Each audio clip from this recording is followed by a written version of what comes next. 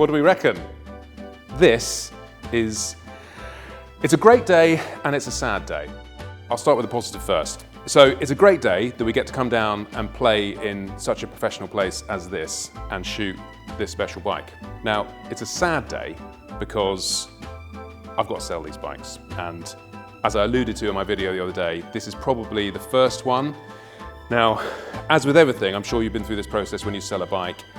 You clean it up, or you go, oh, I've got to get rid of that, got to get rid of that. Then you clean it up and make it look all nice, and then you go, how the hell can I sell that? And that's basically what the situation I'm in now and what I'm going through. So, but we're here now, we've got the bike, we're in an amazing location, so I'm going to run through why this Colin Edwards edition RSV Mille R is a special bike. The Colin Edwards Rep. So out of all the RSVRs, apart from perhaps the exception of the SP, this is the one to have. It's only been recently that these bikes have been appreciating. Even as early as 5 years ago, there was some of these on eBay for like 3-4 grand, which is insane considering what it is and how capable this bike is. I've actually got an RSV Mille R track bike.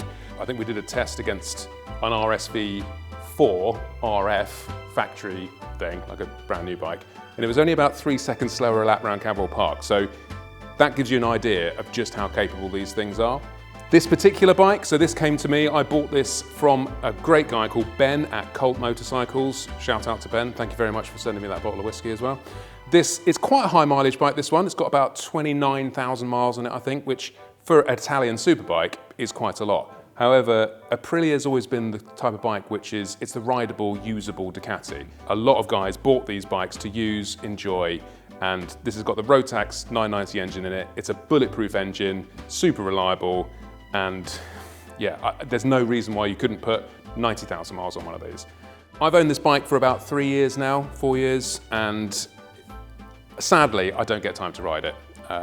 This one, as I said, it's got high mileage. The guy before me who owned it, he actually put heated grips on it and rode it around Europe, which is pretty cool. And that's almost a testament to the bike, just how usable and really friendly they are.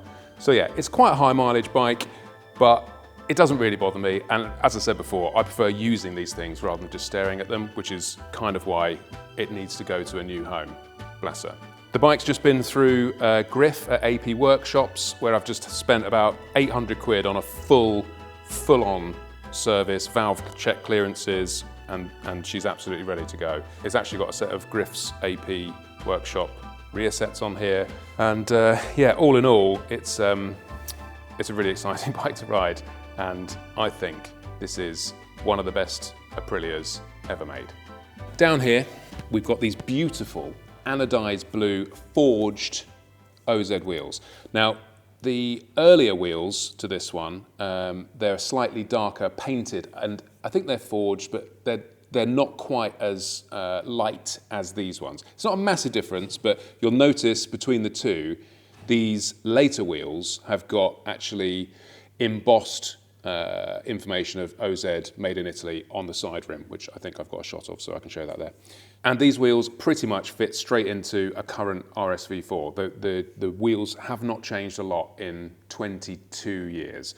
Really nice finish on these as well. Also down here, we've got the radial Brembos. Now, this is quite a big setup.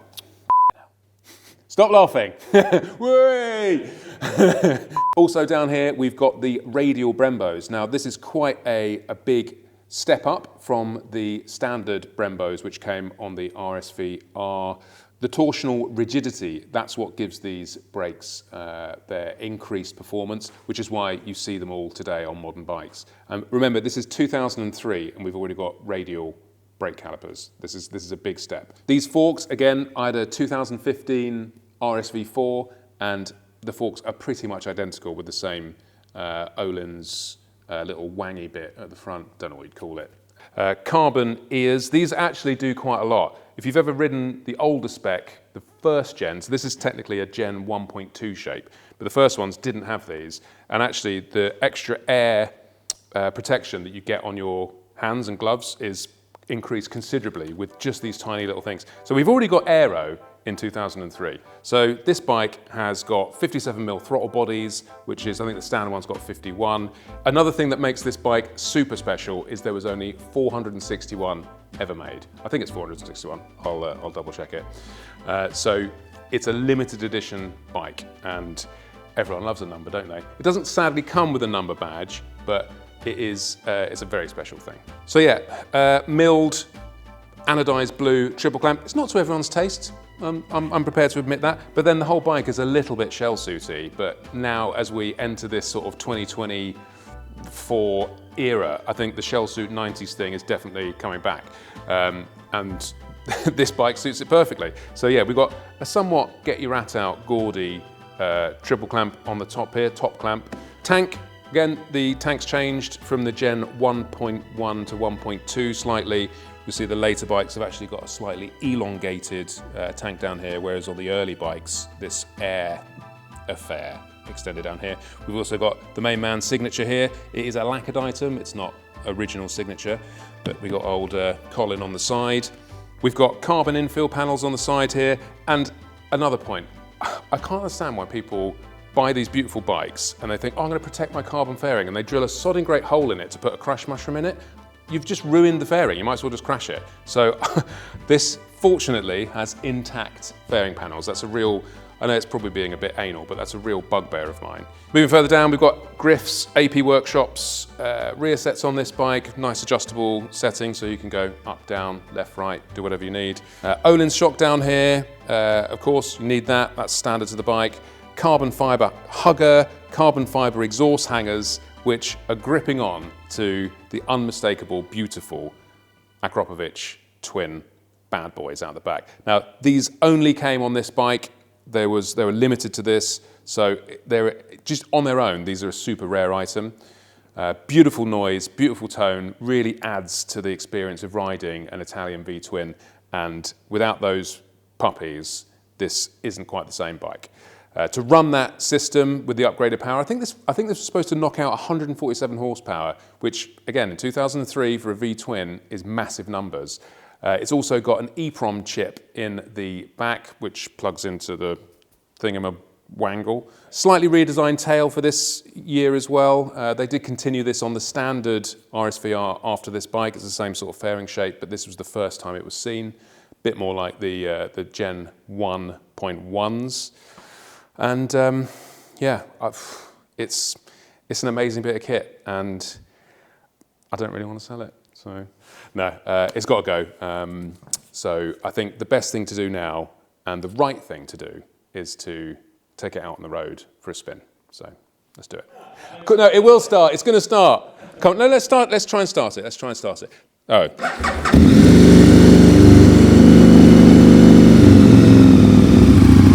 I mean, I'll turn it off before we all gas ourselves, but it's probably not coming across in the microphone, but that is a deep, sonorous sound of thunder and hell, and that is what motorcycles should sound like.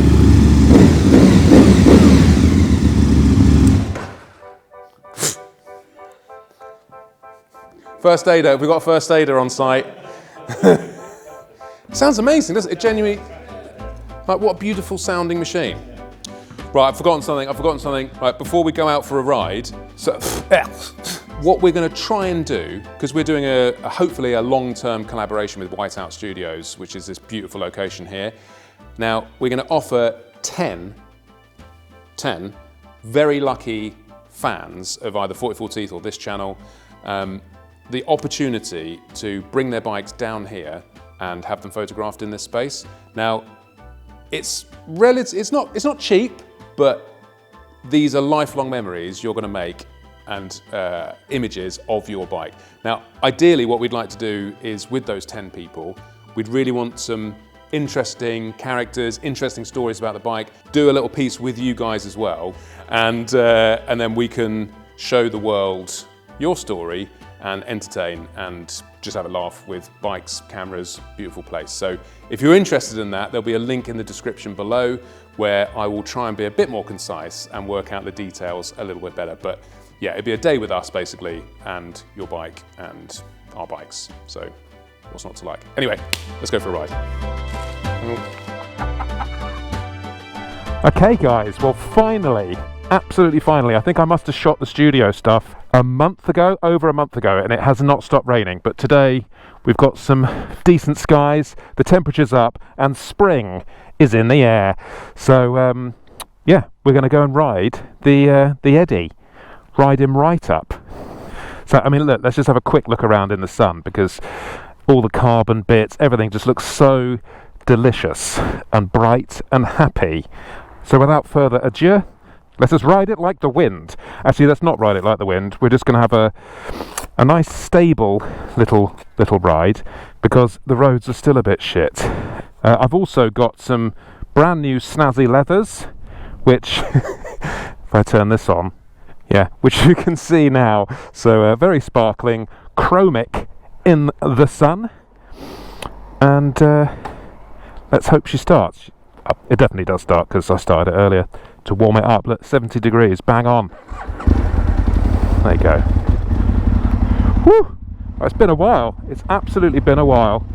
Okay, so let's go for a little bimble. So here we go then. Come on, Colin. Oh, hey. I mean, I'm not going to lie. It's definitely, I'm having to do some acrobatics to squeeze onto this after riding a GS. That aside, just the way this motorcycle makes people feel, me in particular, it's just alive.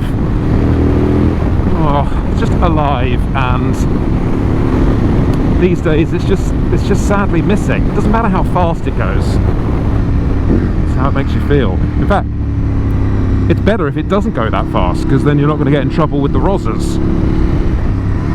Okay.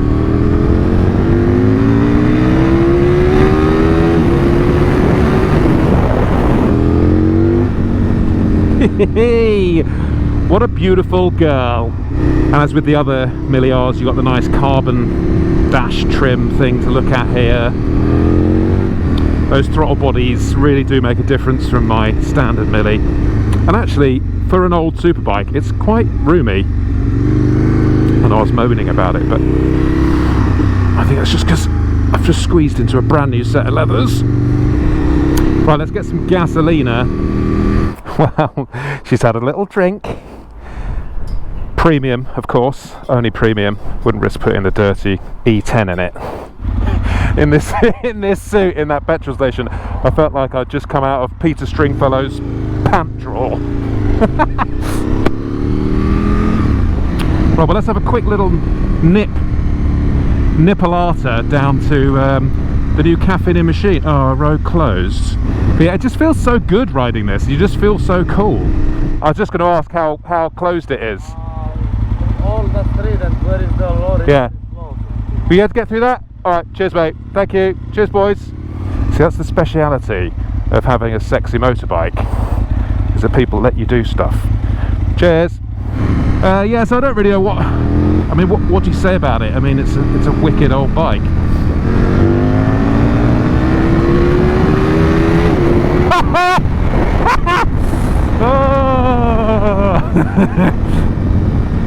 I mean, it's scary. It's scary because these things, they don't have traction control, they don't have all these aids, and it's exciting, it's visceral, and it's a wonderful place to be. I mean, I probably wouldn't want to ride it to the south of France in a long go, but you could. And in fact, the previous owner did. That's what he used to do with it. Whoa. The intoxicating bellow. What was the Latin for war? Bellow, Bellis, Bellan, Bellanis Morissette? I can't remember. Whee. Oh, beautiful. Top shelf. Brakes are decent as well.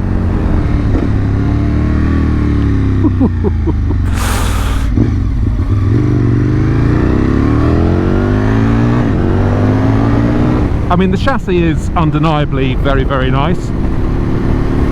I'm really quite friendly actually, but the key is this motor, this 990 Rotax V-twin. It's a delicious buttery thing. It's an intoxicating whisperer.